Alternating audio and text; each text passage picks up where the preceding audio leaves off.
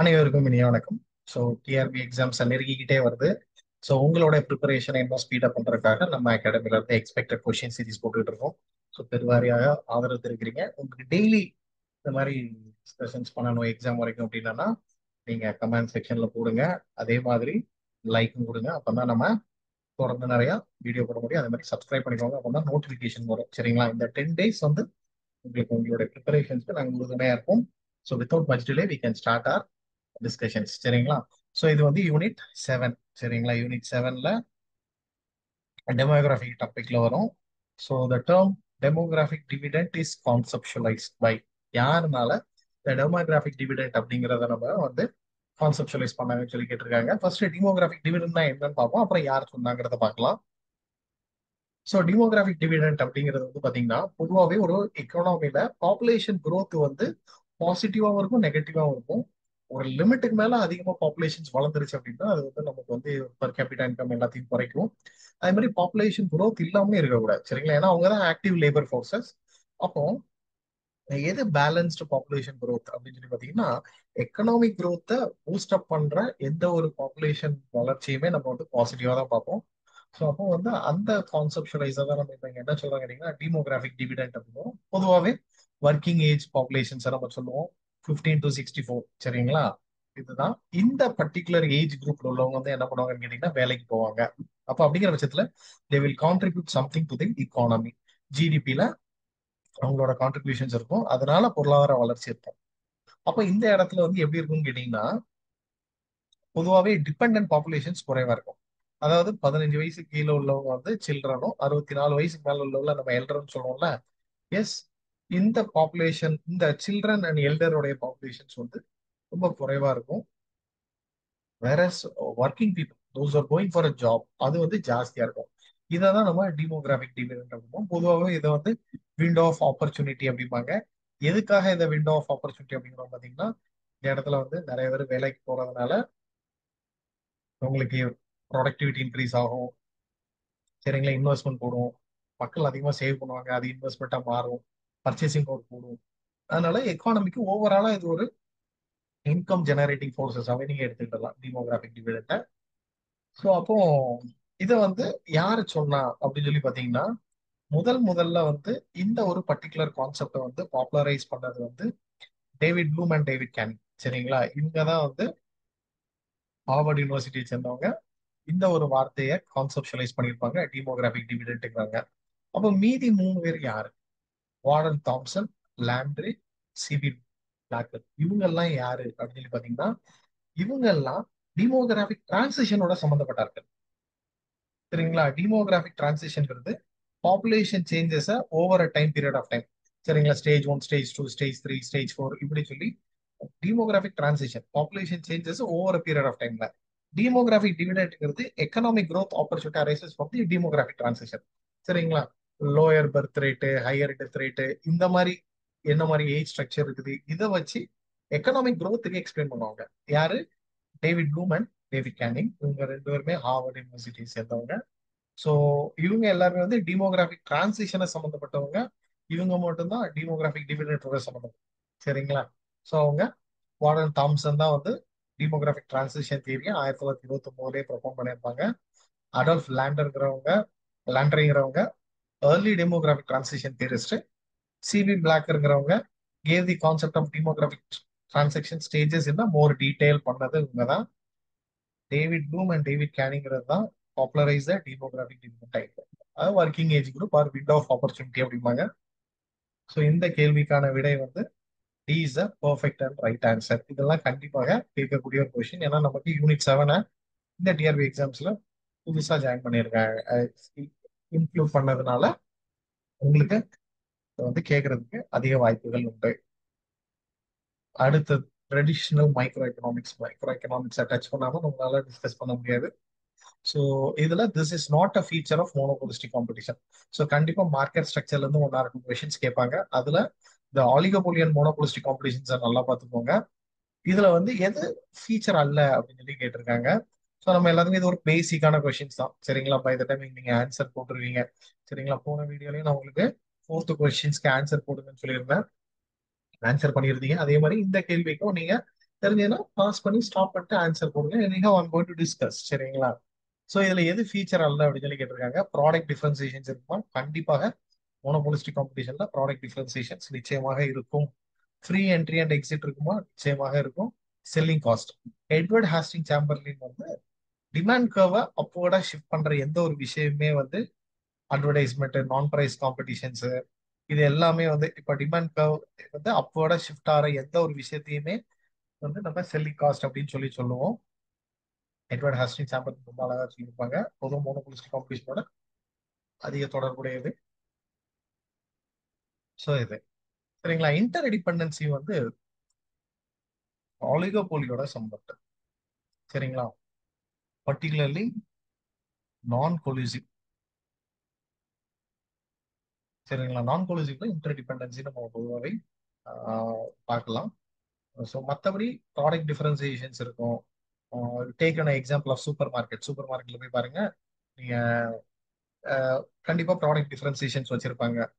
அதே மாதிரி free entry and exit. சரிங்களா? மோனோபோலிஸ்டிக் காம்படிஷன்ல இது ஒரு செல்லிங் காஸ்ட் வந்து யூனிக்கான ஒரு விஷயம். அதே மாதிரி எக்ஸஸ் கெப்பாசிட்டி.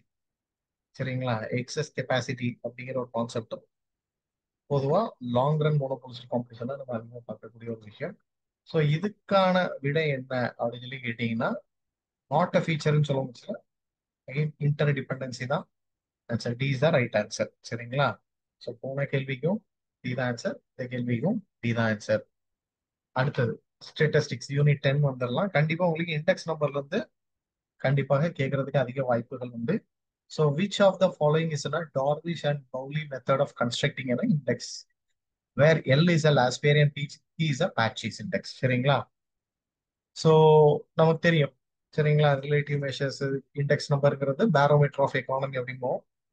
பொதுவாக இன்னைக்கு வந்து சென்ட்ரல் கவர்மெண்ட் எம்ப்ளாயிஸ்க்கு வந்து அகவிலைப்படியை வந்து 3% இன்க்ரீஸ் பண்ணியிருக்காங்க. ஸோ 58% அப்படிங்கிறோம். சரிங்களா? இந்த இது எல்லாமே வந்து உங்களுக்கு வந்து இண்டெக்ஸ் நம்பர் வச்சுதான் இந்த அகவிலைப்படி டிஆர்எஸ் அலவன்ஸ் எல்லாமே பார்ப்பாங்க. நாளைக்கு நீங்களும் டிஆர்பி பாஸ் ஆகி பிஜி அசிஸ்டண்டா நீங்க ஸ்கூல்ல வேலைக்கு போச்சுல, நீங்களும் அகவிலைப்படி டிஏக்காக எதிர்பார்த்துக்கிட்டு இருக்கீங்க. சரிங்களா? ஸோ பொதுவாக கவர்மெண்ட் எம்ப்ளாயிஸ் எல்லாமே எதிர்பார்க்கறது. ஸோ அதனால டியர்னஸ் அலவன்ஸ் எல்லாமே வந்து இந்த இண்டெக்ஸ் நம்பர் வச்சுதான் நம்ம பொதுவாகவே வந்து இது பண்ணுவாங்க. ஸோ இதுல வந்து Laspeyres, Paasche's, Drobisch and Bowley formula, Fisher's ideal index அப்படின்னு சொல்லி உங்களுக்கு இருக்கு. இதுல சில நேரங்கள்ல நமக்கு ஸ்டாட்டிஸ்டிக்ஸை பொறுத்த வரைக்கும் ஃபார்முலாவே பேஸ் பண்ணி கேட்கறதுக்கு அதிக வாய்ப்புகள் உண்டு. இப்போ இந்த கொஸ்டின் எல்லாம் கேட்டிருக்காங்கல்ல, ஃபார்முலாவே இதுல இதோட ஃபார்முலா என்ன அப்படின்னு சொல்லி கேட்டிருக்காங்க. பொதுவாகவே லாஸ்பெரி பேச்சிஸ் உடைய ஆவரேஜ். சரிங்களா? இப்போ லாஸ்பெரி இண்டெக்ஸ் நம்பரை கண்டுபிடிக்கணும். அப்புறம் பேச்சிஸ், இது ரெண்டுக்கும் L plus P divided by. சரிங்களா? இப்படி போட்டீங்கன்னா உங்களுக்கு டார்பிஷ் அண்ட் பவுலி ஃபார்முலா வந்துடும். ஸோ டி இஸ் அகெயின், இதுக்கும் டி தான் ரைட் ஆன்சர். இது வராது, இது வராது, இது வராது. ஸோ இப்போ இந்த ஃபார்முலாவில் ஸ்கிரீன்ஷாட் எடுத்து வச்சு படிங்க. சரிங்களா? இதுல ஐடல் இண்டெக்ஸ். சரிங்களா? அதுல பொதுவாகவே ஃபிஷர் ஐடல் இண்டெக்ஸ் தான் பொதுவாகவே கொஸ்டினபிள் ஏரியா. சில நேரங்கள்ல உங்களுக்கு கண்டிப்பா இந்த மாதிரி ஃபார்முலா பேஸ் பண்ணி மேட்ச் த ஃபாலோயிங்ல கேட்கலாம். சரிங்களா? லிஸ்ட் 1 அப்படின்னு சொல்லி கொடுத்து லாஸ்பெரி, பேச்சிஸ், பவுலி, ஃபிஷர். லிஸ்ட் 2ல அதோடைய ரெஸ்பெக்டிவ் ஃபார்முலா கொடுத்து உங்களை மேட்ச் பண்ண சொல்லலாம். ஸோ இதுவும் ஒரு பொட்டன்ஷியலான ஒரு ஏரியா. சரிங்களா? இதுல இருந்து உங்களுக்கு கொஸ்டின் கேட்கறதுக்கு அதிக வாய்ப்பு உண்டு. ஸோ இதுல geometric mean of two indices. சரிங்களா? இதுவும் கேட்கறதுக்கு அதிக வாய்ப்பு இருக்கு. L into P into number. இது வந்து ஃபிஷர் இண்டெக்ஸோட இது. ஸோ பேசிக்கா லாஸ்பெரியும் பேச்சிஸ் ஃபார்முலாவும் நல்லா தரவு தெரிஞ்சுக்கிட்டீங்கன்னா மீது எல்லாமே போடுறது கொஞ்சம் ஈஸி தான். சரிங்களா? பட் இந்த கேள்விக்கான விடை வந்து Laspeyres plus Paasche's divide by 2 இது போட்டா உங்களுக்கு டார்பிஷ் அண்ட் பவுலி ஃபார்முலா கிடைச்சிடும். ஸோ அகைன் டி தான் ரைட் ஆன்சர்.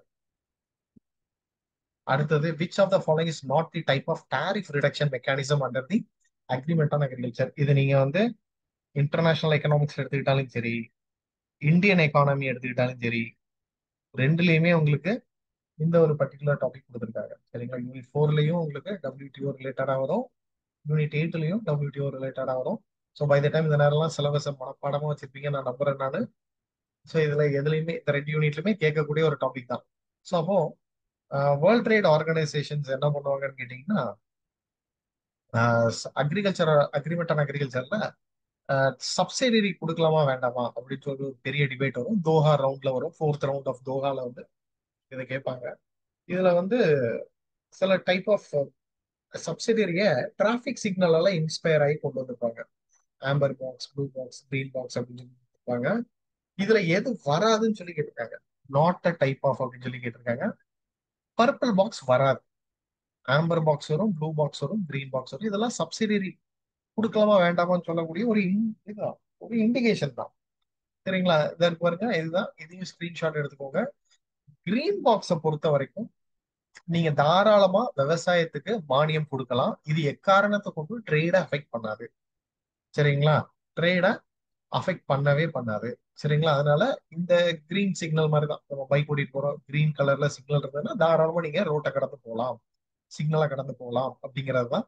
இது எக்காரணத்துக்கு ட்ரேடை வந்து டிஸ்ஆர்ட் பண்ணாது. பொதுவாகவே சப்சிடரி கொடுக்கறதுனால ட்ரேட் அஃபெக்ட் ஆகும் அப்படிங்கிறத பயப்படுறாங்க. அது டம்பிங்ல கொண்டு போய் விட்டுறக்கூடாது அப்படிங்கிறதுனாலதான். ஸோ எல்லாமே ஆன்டி டம்பிங் மெஷர்ஸ் தான். ஸோ அதனால என்ன பண்ணுவாங்கன்னு கேட்டீங்கன்னா, சிலதுக்கு சப்சிடரி கொடுக்கலாம், சிலதுக்கு சப்சிடரி கொடுக்க கூடாது அப்படின்னு தெளிவுபடுத்துறாங்க. அதுல கிரீன் பாக்ஸ்ங்கிறது தாராளமா கொடுக்கலாம். கவர்மெண்ட் வந்து சப்சிடரி கொடுக்கலாம். இதனால ட்ரேட் அஃபெக்ட் ஆகாது. ஸோ வந்து பாத்தீங்கன்னா, ரிசர்ச் அண்ட் டெவலப்மெண்ட்டுக்கு இதுக்கெல்லாம் நம்ம தாராளமா R&D அக்ரிகல்ச்சர்ல ரிசர்ச் பண்றதுக்கெல்லாம் நம்ம கவர்மெண்ட் ஃபண்ட் செலவு பண்ணுவாங்க. இதெல்லாம் ட்ரேட் அஃபெக்ட் பண்ணாது. இதெல்லாமே கிரீன் பாக்ஸ் கீழே வரும். வேற ப்ளூ பாக்ஸ் அப்படிங்கிறது லிமிட்டிங் தி ப்ரொடக்ஷன். சரிங்களா? இது ஒரு பேசிக் ஆம்பர் பாக்ஸோட சப்சிடரி. பட் இதுல என்ன சொல்றாங்கன்னு கேட்டீங்கன்னா, ஒரு லிமிட் வரைக்கும் நீங்க சப்சிடரி கொடுத்துக்கலாம், அதை தாண்டி நம்ம கொடுக்க கூடாது. You cannot provide a subsidiary beyond the limit அப்படிங்கிறாங்க. ஸோ பொதுவாகவே இந்தியா அந்த ப்ளூ பாக்ஸ் சப்சிடரி பக்கம் இன்னும் போகல. சரிங்களா? பொதுவாகவே ப்ளூ பாக்ஸ் சப்சிடரி நம்ம இந்தியா கிட்ட இன்னும் ரீச் ஆக நம்ம எடுத்துக்கல. பட் நமக்கு ரொம்ப டிபேட்டபிள் என்னன்னு கேட்டீங்கன்னா ஆம்பர் பாக்ஸ் தான். ஆம்பர் பாக்ஸை பொறுத்த வரைக்கும் இந்த இண்டிகேஷன்ஸ் தான். சரிங்களா? அதாவது வெயிட் அண்ட் கோ அப்படிங்கிறது தான். ஆம்பர் பாக்ஸ் சப்சிடரி வந்து ட்ரேடை ரொம்பவே அஃபெக்ட் பண்ணும். It has a potential to affect the disruption of trade. So the minimum support ப்ரைஸா இருக்கட்டும், ப்ரக்யூர்மெண்ட் ப்ரைஸா இருக்கட்டும், நம்ம ஃபெர்டிலைசர்ஸ்க்கு கொடுக்குற மானியமா இருக்கட்டும், credit, power, water irrigation facilities இதுக்கெல்லாம் கொடுக்கறது மானியம் வந்து கண்டிப்பா உற்பத்தி செலவை கம்மி பண்ணும். அதனால ட்ரேட் அஃபெக்ட் ஆகும் அப்படிங்கிறது WTO வந்து தெளிவா சொல்றது.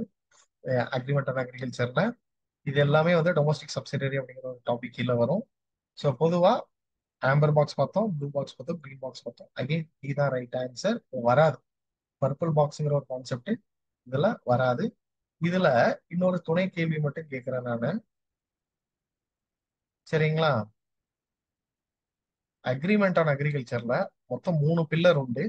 அதுல ஒண்ணு இந்த மாதிரி டாரிஃப் ரிடக்ஷன்ஸ்க்கு நமக்கு சொல்ற பாக்ஸ், சப்சிடரி பாக்ஸ். அது போக மீதி ரெண்டு என்ன அப்படிங்கிறத கமெண்ட் செக்ஷன்ல போடுங்க. சரிங்களா? அண்ட் லாஸ்டா வேர்ல்ட் ட்ரேட் ஆர்கனைசேஷனுடைய ஹையஸ்ட் டெசிஷன் மேக்கிங் அத்தாரிட்டியான மினிஸ்ட்ரியல் கான்ஃபரன்ஸ் எங்க நடந்தது அப்படிங்கறதையும் கமெண்ட் செக்ஷன்ல போடுங்க. So slowly we all move on to the fifth question again, unit 1. சரிங்களா? Yes. So long run average cost curve is a flat U shape. It is called as a envelope curve. இது நமக்கு பேசிக்கா தெரிய வேண்டிய ஒரு question. இதுலலாம் யாரும் தப்பே பண்ண மாட்டாங்க. டிஆர்பி எக்ஸாம்ஸ் எழுதுறேன், யாருமே தப்பு பண்ண மாட்டாங்க. அந்த அளவுக்கு ஈஸியான ஒரு கொஸ்டின். ஃபர்ஸ்ட் நம்ம long run average cost curve எப்படி இருக்குங்கிறத பார்த்துடலாம். இப்படிதான் இருக்கும் பொதுவா. சரிங்களா? அதாவது அவுட்புட் அதிகரிக்க அதிகரிக்க ஆவரேஜ் காஸ்ட் குறைஞ்சிக்கிட்டே வரும். சரிங்களா? அவுட்புட் அதிகரிக்க அதிகரிக்க ஆவரேஜ் காஸ்ட் குறைச்சிட்டே வரும், நமக்கு தெரிஞ்சதுதான். இதோடைய ஷேப் என்ன இருக்கும் அப்படின்னு சொல்லி பாத்தீங்கன்னா, yes it's takes a U shape. சரிங்களா? Yes it is a U shape. So first statement correct. And it is called as an என்வலப் கர்வ்னு கேட்டீங்கன்னா, பார்க்க என்வலப் மாதிரியே இருக்கும், அதனால இது என்வலப் கர்வ் அப்படிம்பாங்க. சரிங்களா? என்வலப் கர்வ்னு சொல்லலாம். இந்த ஸ்டேட்மெண்ட்டும் கரெக்ட். சரிங்களா? Both are correct. C is right answer. இப்போ இதை பத்தி இன்னொரு லைன் சொல்லிடுறேன். இது traditional long run average cost curve. இது யூ ஷேப் இருக்கும். Modern long run average cost curve என்ன ஷேப்ல இருக்கும் அப்படிங்கறத நீங்க கமெண்ட் செக்ஷன்ல போடணும். அதே மாதிரி அவுட்புட் அதிகரிக்க அதிகரிக்க ஆவரேஜ் காஸ்ட் குறைஞ்சிக்கிட்டே வந்தா இந்த பினாமினா பேர் என்ன? அதே மாதிரி இது optimum size of a plant. Q4ங்கிறது optimum size of a plant. இதுக்கு அப்புறமும் நீங்க அவுட்புட் அதிகரிச்சீங்கன்னா ஆவரேஜ் காஸ்ட் அதிகரிக்கும். அப்ப இந்த பினாமினா பேர் என்ன? சரிங்களா? அகைன் நான் கேள்வி நல்லா புரிஞ்சுக்கோங்க. இது Q4ங்கிறது optimum size of a plant ஃபார்முடையது. இதை ரெண்டு பகுதியா நம்ம பைசெக்ட் பண்ணலாம். இந்த side left hand side, right hand side. இந்த லெஃப்ட் ஹேண்ட் சைடு எப்படின்னு கேட்டீங்கன்னா அவுட்புட் அதிகரிக்க அதிகரிக்க ஆவரேஜ் காஸ்ட் குறைஞ்சிக்கிட்டே வரும். இதுக்கு ஒரு பேர் உண்டு. அதே மாதிரி ஆப்டிமம் சைஸ் ஆஃப் அ பிளான்ட்டை ரீச் பண்ணதுக்கு அப்புறம் மறுபடியும் நீங்க வந்து அவுட்புட் அதிகரிச்சீங்கன்னா செலவினங்கள் கூடும். இந்த பினாமினாக்கு ஒரு பேர் உண்டு. ஸோ இதை நீங்க வந்து மென்ஷன் பண்ணணும். சரிங்களா? So left hand side, right hand side அப்படிங்கிறத கமெண்ட் செக்ஷன்ல போடும். சரிங்களா? லெஃப்ட் ஹேண்ட் சைடுல அதுக்கு பேர் என்ன, ரைட் ஹேண்ட் சைடுக்கு இது பேர் என்ன. அதே மாதிரி இது இப்போ யூ ஷேப்ல இருக்கிறதுங்கிறது traditional long run average cost curve. Modern long run average cost curve என்ன ஷேப்ல இருக்கும் அப்படிங்கிறத நீங்க கமெண்ட் செக்ஷன்ல போடுங்க. அண்ட் ஏன் எல் ஷேப்ல இருக்கு அப்படிங்கிறத நம்ம அடுத்த வீடியோல டீட்டெயிலா நான் எக்ஸ்பிளைன் பண்றேன். ஸோ அதனால ஸோ ஐ ஹோப் இந்த கொஷின்ஸ்லாம் உங்களுக்கு யூஸ்ஃபுல்லா இருக்கும் நான் நம்புறேன். நல்ல சின்சியரா almost we are into the last 10 days of our exam. So put your maximum effort. கண்டிப்பாக நம்மளால சர்வீஸ் அடிக்க முடியும் அப்படிங்கிறத ஸ்ட்ராங்கா பிலீவ் பண்ணுங்க. ஸோ இந்த வீடியோ பிடிச்சிருந்ததுனால லைக் கொடுங்க, சப்ஸ்கிரைப் பண்ணுங்க. மெயினா நிறைய பேர் வீடியோ பாக்குறீங்க ஆனா சப்ஸ்கிரைப் பண்றதே கிடையாது. பொதுவாக நான் சப்ஸ்கிரைப் பண்ணுங்கன்னு சொல்ல மாட்டேன். நான் பார்க்குற அனாலிட்டிக்ஸ் பார்த்ததுல many of them are not subscribing. So I request you to give us subscribe. அப்பதான் நான் தொடர்ந்து நிறைய வீடியோ போடுவோம். அப்பதான் நீங்க நிறைய எக்ஸாம்ஸ் ப்ரிப்பரேஷன் யூஸ்ஃபுல்லா இருக்கும். நிறைய பேர் கமெண்ட் செக்ஷன்ல போடுறீங்க சார் டெய்லி வீடியோ போடுங்கன்னு சொல்லி. நீங்க லைக் கொடுத்து சப்ஸ்கிரைப் பண்ணாதான் நான் டெய்லி வீடியோ போடுவேன். So all the very best for your examination. Thank you so much.